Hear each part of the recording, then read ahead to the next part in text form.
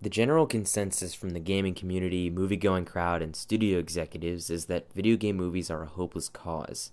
A large part of the gaming community says that video games shouldn't be made into movies because they can't be done right and there's no point in doing them anyways. The movie-going crowd simply thinks that video game movies inherently suck because, let's be honest, they've never been good. Then, the biggest concern with studio executives, of course, is that there's supposedly too much financial risk involved in producing these movies. Based on movies that have already come out, gamers are right. Video games have not translated very well into film. One may argue that this is because games and movies utilize different tools to engage their audiences and to create a good work of art. In a video game, the audience interacts with everything, and in a movie, the audience interacts with nothing. Games and movies have to be designed and displayed in totally different ways. A short argument would be that what makes a game good is not what makes a movie good. The experience and how it affects the audience is different. So basically, one might ask, why bother trying to adapt a game into a movie?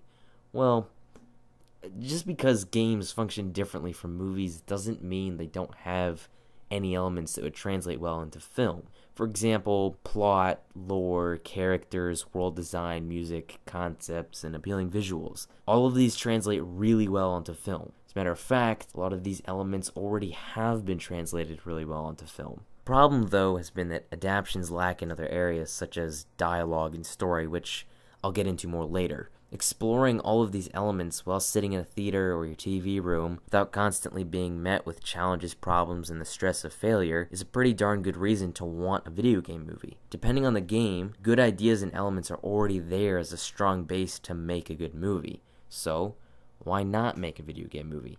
Don't get me wrong, I'm not trying to say movies are better than games.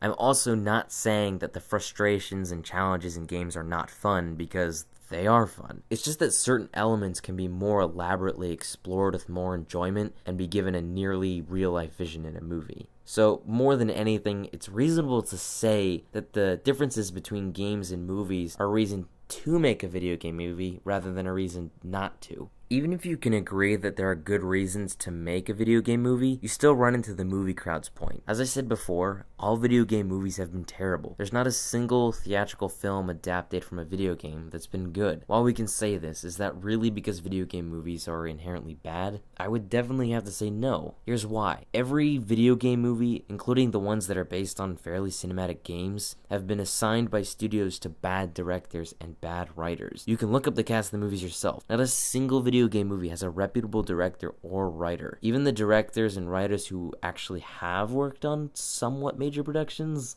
have only made bad movies. This is really the reason why the dialogue is so bad and the story is ruined or non-existent in these movies. Video game movies are not inherently bad, it's just that film studios have only tried to make them with horrible filmmakers. On a slightly off-topic note, I want to mention the director Lee Boll. He has made several video game movies that were awful, and he's just a horrible director and horrible person in general. He's responsible for many abominations in the film industry, and he's funded by the German government. Lee Boll's movies are even worse than the worst non-government funded movies. So I just want to say the government getting involved in the film industry isn't helping anything. Okay, now back to the main subject. What I'm saying is that if a movie is created by reputable filmmakers, it will be good while still capturing what made the game special. I mention what makes the game special because if the movie doesn't have that, then who cares how good it is? More reputable filmmakers are more willing to delve into a game and really understand what things made it amazing and not just what made it good.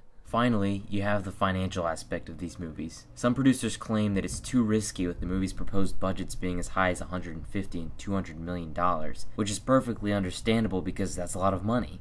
Except for the reason that these movies are more likely to profit than not, especially considering that a lot of popular games are pretty easily advertised to a wide audience, and a lot of the games carry all of the characteristics of successful movies. That, and a few successful franchises already exist. Two current ones, which I'm sure you already know about, are Silent Hill and Resident Evil. Now, Silent Hill as a movie franchise has not done nearly as well as Resident Evil. Why is that? Well, it's because Silent Hill is kind of weird, and it can't use action scenes as an excuse for being bad. Weird movies need to be good to be successful. Not that Silent Hill was a flop, it just should have performed better. The budget of the sequel was $30 million less than the first, in anticipation that it wouldn't perform as well. And guess what? It made a lot less. It makes me wonder if the producers in the studio ever considered how the low quality of the first movie affected the marketability of the franchise. Not only did they cut the budget by $30 million, they waited 6 years to make the movie. Imagine if the studio and the producers put in the extra effort or even a little extra money in making sure the first movie had better writers. They would have made more Silent Hill movies and they'd have a significantly larger profit for each one. Think about it.